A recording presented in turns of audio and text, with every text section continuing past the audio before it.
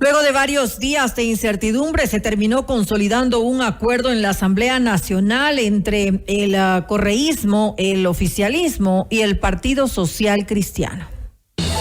Vamos más allá de la noticia. Notimundo Estelar en FM Mundo con María del Carmen Álvarez. Nos acompaña el licenciado Alfredo Espinosa, él es analista político. Licenciado Espinosa, muy buenas noches y gracias por acompañarnos. Le saluda María del Carmen Álvarez. Un gusto, María del Carmen. Una buena noche con todos y todas. Gracias a usted por acompañarnos. Pues sí, lo hemos visto ahora. ¿Qué decir de este acuerdo, de esta alianza que se ha logrado en la Asamblea Nacional entre estos tres partidos que tienen un gran número de legisladores en sus bancadas, que son la Revolución Ciudadana, que tiene 51 asambleístas, también está el Partido Social Cristiano, que tiene 18, y también ADN, que es el partido oficialista, Acción Democrática Nacional, que tiene 25 asambleístas. ¿Qué decir de esta alianza? Claramente podría dirigirse la asamblea a través de ellos. ¿Qué podemos esperar ahora? Bueno, yo creo que estamos en un escenario en donde la discusión ha girado, ¿no es cierto?, en primera instancia, en torno a este trueque de impunidad para obtener gobernabilidad a otro distinto, ¿no?, en donde se está hablando de gobernabilidad a cambio de revancha. Y me parece que eso es lo que da cuenta a esta composición de la Asamblea Nacional, ¿no? Este reparto interno, ¿no es cierto? O para decirlo más sutilmente, la distribución del poder dentro del Parlamento, ¿no es cierto? Da cuenta de ello, ¿no? Es decir, que tienes una Asamblea Nacional que es un modelo a espejo de la Asamblea del 4%, que fue dilapidada por la opinión pública y por la ciudadanía, y que hoy tiene sorpresivamente, ¿no es cierto?, al menos, digo sorpresiva, por la presencia del señor Recalde en la vicepresidencia de este espacio, ¿no? Primero tienes al señor Cronfle, y con él, después de 20 años, el Partido Social Cristiano retoma el poder y el control sobre el legislativo, un espacio desde el cual ha ejercido presión, ¿no?, para o frente a los gobiernos de turno.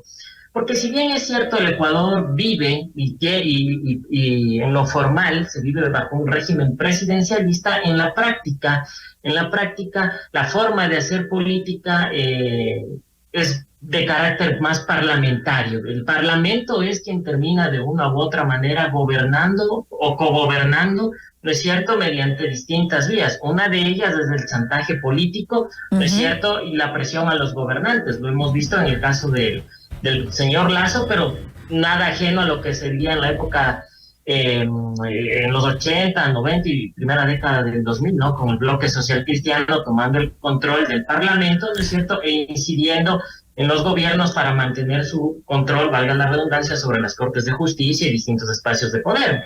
Además de eso, tienes a una asambleísta, la primera vicepresidenta, que demostró o tener una condición de analfabeta constitucional, porque no cometió varios errores en la formulación del juicio político al presidente Lasso, porque fue su proceso de aprendizaje, ¿no es cierto? Y además de ello, ¿no es cierto?, tienes al segundo vicepresidente, que fue altamente cuestionado por la opinión pública por un caso de diezmos, y que terminó dejando la izquierda democrática, refugiándose en la Revolución Ciudadana, y que ahora de manera sorpresiva, no sorpresiva porque el señor Noboa ha apelado y ha apostado hacia la juventud, hacia lo nuevo, ¿no es cierto? Me parece un error político haber puesto a una persona cuestionada, ¿no?, en un espacio de alta importancia, habiendo perfiles totalmente distintos y quizá con mayores oportunidades para darse a conocer.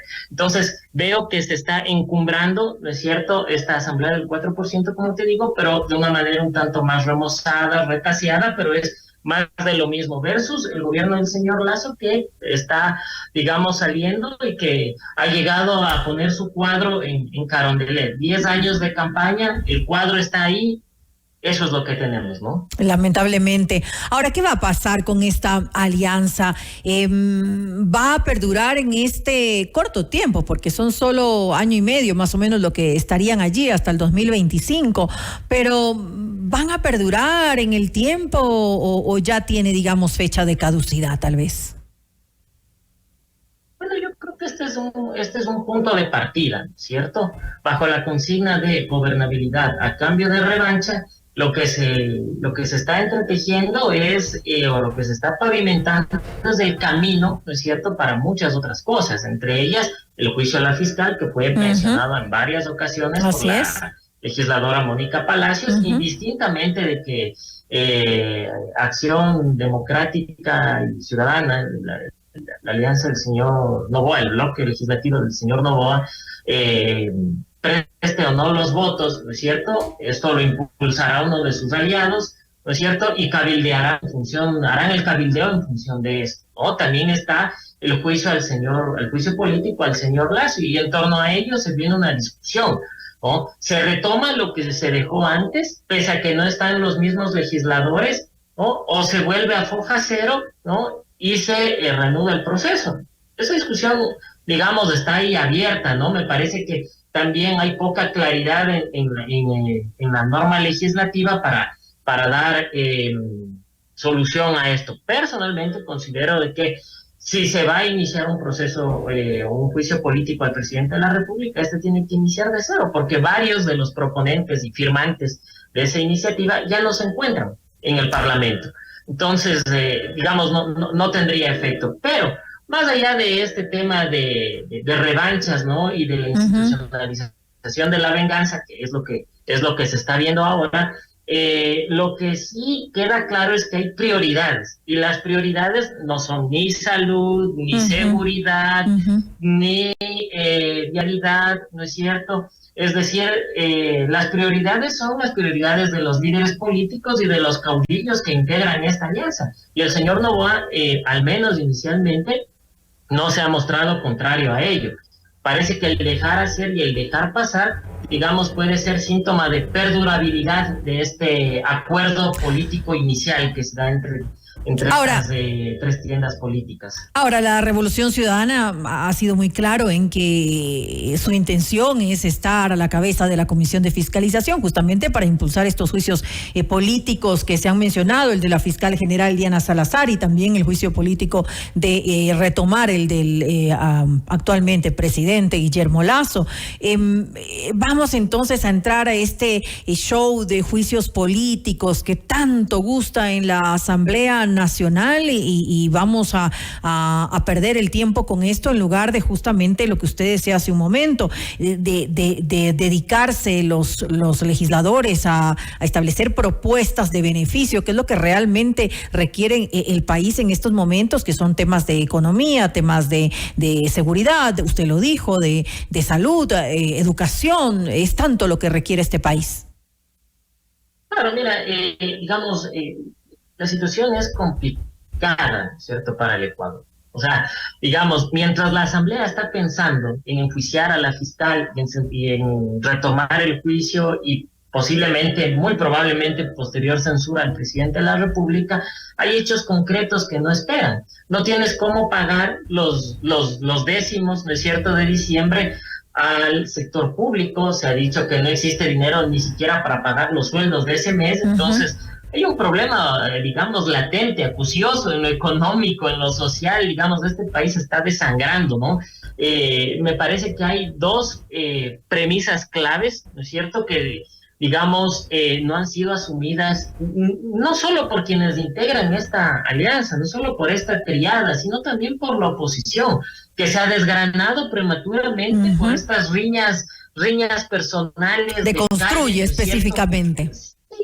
Sí, deconstruye. Que empezó muy fuerte, ¿no? Esa era la expectativa que se tenía en la Asamblea Nacional, y poco a poco se va quedando con menos integrantes de la bancada. Cuando no tienes militancia orgánica, ¿no es cierto?, cuando tienes una organización política que se construye, digamos, valga la redundancia, al calor de el momento, ¿no es cierto?, y no hay materia prima, ¿no? Se generan este tipo de situaciones, ¿no? Digamos, esto se desgranó, se desvaneció, ¿no? Entonces, claro, digamos, en lugar de privilegiar el acuerdo interno, ¿no? Se buscó posiblemente otro tipo de escenarios que hoy, digamos, pues dan cuenta de que ni siquiera cuentan con los números necesarios para, no solo de que ya no tienen los números que tenían antes, sino que ya no tienen presencia y no van a tener presencia en el CAL. O sea, han sido excluidos también de ese espacio. Entonces, claro, el presidente Kronfle dijo que no hay que hacer de la Asamblea un circo, pero, digamos, si va a haber juicios políticos a mansalva, esto va a ser un circo, ¿no? Y sobre todo, digamos, con trofeos de guerra, ¿no? Si se hace un llamado a la conciliación, al diálogo, a una asamblea plural, y no se permite que una bancada de minoría tenga presencia en el CAL, entonces, ¿de qué pluralidad se está hablando? Entonces, me parece que uno es el discurso, ¿no es cierto?, y el otro es lo que se está poniendo en práctica. Ahora, lo que sí llama muchísimo también la atención es que más allá de estas verborreas políticas de odio, de traición, que han sido, digamos, encumbradas por la incontinencia verbal del expresidente Correa, hay un hecho concreto. El correísmo se reunificó por la distribución del poder. El correísmo con Correa, digamos, con el membrete de ahora de Revolución Ciudadana, y el correísmo sin Correa, que está, digamos, compactado en torno a la alianza que llevó al poder al señor Noboa. La antigua Alianza País, denominada ahora Mover, ¿no es cierto?, con militantes que coadyuvaron a la fundación de Alianza País y que fueron colaboradores de Correa, y también con el movimiento Pueblo, Igualdad y Democracia de Arturo Moreno, primo hermano del expresidente Lenín Moreno. Entonces tienes este reencuentro, este idilio político que se da, ¿no es cierto?, por la captación del poder, ¿no?, puertas adentro, y claro, tienes también la ratificación de un acuerdo de convivencia entre el Partido Social Cristiano y la Revolución Ciudadana, que en términos ideológicos deberían ser diametralmente opuestos, pero que en el pragmatismo político han demostrado que son totalmente compatibles para cogobernar. Ahora, en función de eso, sí. Ahora, ya para finalizar, porque estamos un poco cortos de tiempo, para, por ejemplo, poder gobernar de alguna manera, ¿realmente resultaba esto necesario? Porque uniendo pues las tres bancadas, estamos hablando que son 94 votos en total, lo suficiente para aprobar proyectos, por ejemplo. Sí, o sea, y el mensaje es claro, querida María del Carmen. El mensaje del presidente electo Daniel Noboa es súper claro, más allá de sus 4 o 7 minutos de intervención. Sin el correísmo no se puede llegar a la gobernabilidad en este país. Eso es lo que está diciéndonos el señor Noboa. Ese es el mensaje que no lo verbaliza, pero que está puesto en escena en la conformación de este Parlamento. Y más aún, si la Comisión de Fiscalización queda en manos del correísmo, me parece que se estaría condenando a un espacio tan importante, ¿no es cierto?, del legislativo, para que éste se convierta en una especie de procesadora de juicios selectivos al muy buen estilo de los menús a la carta, ¿no es cierto?, de los restaurantes de comida rápida. Y eso le hace poco daño a una asamblea, ¿no es cierto?, que tiene 18 meses de gestión, en donde tantos integrantes como las tiendas políticas de esta, así como el presidente de la República, van a enfocar sus esfuerzos, ¿no es cierto?, en no cometer errores, porque va a ser un tiempo de campaña, al menos si buscan la reelección. Ya veremos, en todo caso estaremos a la expectativa de lo que ocurre en esta nueva Asamblea Nacional, y esperemos pues que de alguna manera se lleven adelante proyectos, propuestas que sean de interés nacional y no solamente revanchas, como usted lo decía hace un momento, que no haya pues estas revanchas que se están planificando y llevar a cabo una gran cantidad de juicios políticos que realmente no le dan absolutamente nada al país.